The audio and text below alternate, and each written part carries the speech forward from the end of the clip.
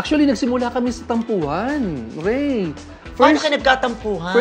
First call ko sa kanya, medyo tumaas ang boses niya sa akin. Dahil? Parang, kasi dun sa poster na gagawin ng Revival King, ay andun yung picture niya na baka sabi niya, impression is, sasabihin ng tao, kakanta siya, pero hindi na siya makakakanta. So parang nataasan niya ako ng boses, so nagtampo ako. Teka, kailan to? Mga ilang 2018. 2018, First yun, unang usap ko sa kanya sa phone.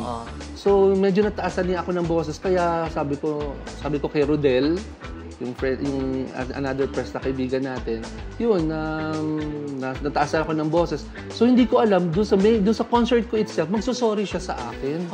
Oo, nasabi niya na ang pagkakamali ko, ganyan-ganyan, in front of the Kaya napaka-humble ni Ate Guy, napaka-bait. So nung nakita niya ba yung poster kaya siya tumaas ang boses? Oo, tumaas ang boses niya kasi nandun yung picture niya at saka ni Mamita.